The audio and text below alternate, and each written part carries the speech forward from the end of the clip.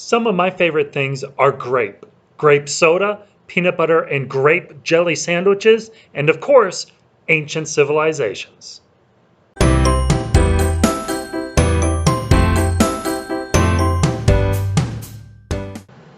So here we're going to look at the 6 major pieces or aspects of a civilization broken up into the acronym of GRAPES. And our goal over the course of going through this presentation here is to understand that grapes is not just a delicious fruit that you can shove into your face. It is an easy way to remember some of the key aspects of civilization. The first letter is G. G stands for geography. Or we could ask the question of how climate and landscape affect lifestyle. Is a civilization isolated, or is it open to cultural exchange and invasion? What resources are available for clothing, building, and trade? These questions might be answered by the geography that a civilization finds itself in. If it's a geography that allows for farming and lots of flat land and temperate climates, it might be a self-sustained civilization. Or if you find yourself in a civilization like this picture here, which is a map of Greece and where some of the ancient Greek civilizations were located, your civilization might be very rocky and not a lot of good farming soil, but you have a lot of coastal access to the sea, meaning your civilization might be built around traveling to other parts of the world, trade and networking. So civilization, as far as geography, is affected by the landscape and the surrounding natural world that a group of people find themselves in. Next is religion, a society's beliefs about morals and the afterlife. Religion might be the way that you set rules about how you should live, and it could affect the decisions people make on a daily basis within a civilization. Now, you may be asking yourself, but Mr. Thompson, does that mean you need to be religious to be part of a civilization? And no, you do not. But what we see in most, if not all, ancient civilizations is that religion is a unifying factor.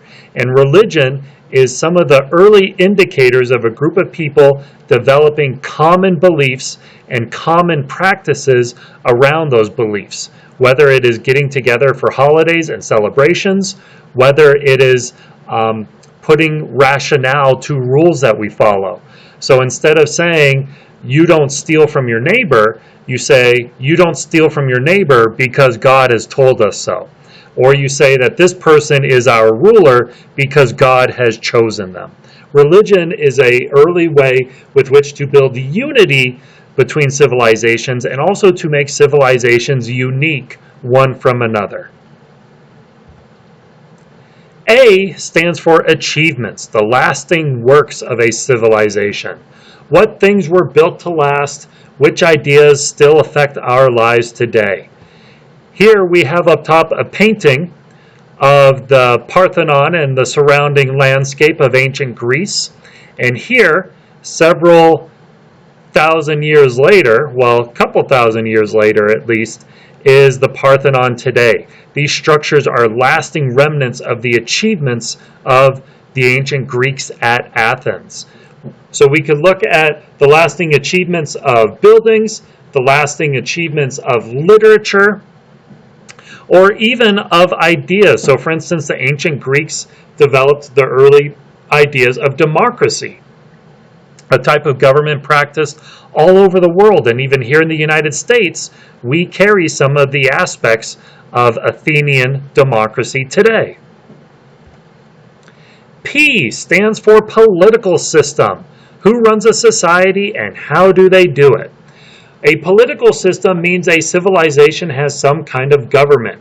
There is some way for laws to be created, for those laws to be enforced, and for the people to have either a lot or a little say and input in how that government is run. Maybe a government is run by a bunch of old white guys in togas. Maybe they're run by elected officials. Or maybe you get to be the ruler just because you happen to be born into a royal family. Whatever it may be, a political system is a pretty good indicator that you are in a civilization. Now, how civilized is that civilization is another question altogether and is not necessarily predicated on having government. E stands for economics, how a society uses its scarce resources. Scarcity means there is a limited number of something, and when we think of economics, we often think of the making and spending of money. Money is scarce because there's only so much of it out there, and often more advanced civilizations develop some kind of money system to help regulate how we decide what we buy, sell, and trade one with another. Economics affects our life and the decisions we make on almost a daily basis. We work to make money, we spend money to buy the things we need or want.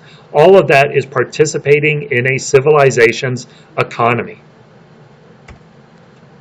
Finally, our last letter, can you believe we are almost to the end, is social structure, the different levels or classes of a society. Very soon after civilizations first started creating, meaning hunter and gatherer societies started gathering together into large groups, we started to develop something called social structures, where we define some people more important than others. But how do we decide who is at the top of the social structure and who is at the bottom? Often this could be tied in with government or religion. Government officials are often high up on a social structure. Religious leaders in ancient civilizations especially are often at the top of social structures. And at the bottom are usually the workers, peasants, field laborers, slaves, those who do not have a huge amount of surplus of resources with which they can offer.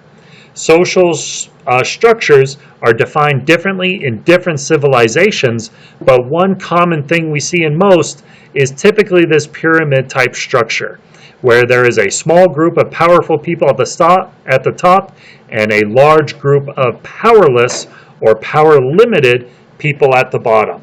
Is it fair? Heck no, but it seems to be what we have.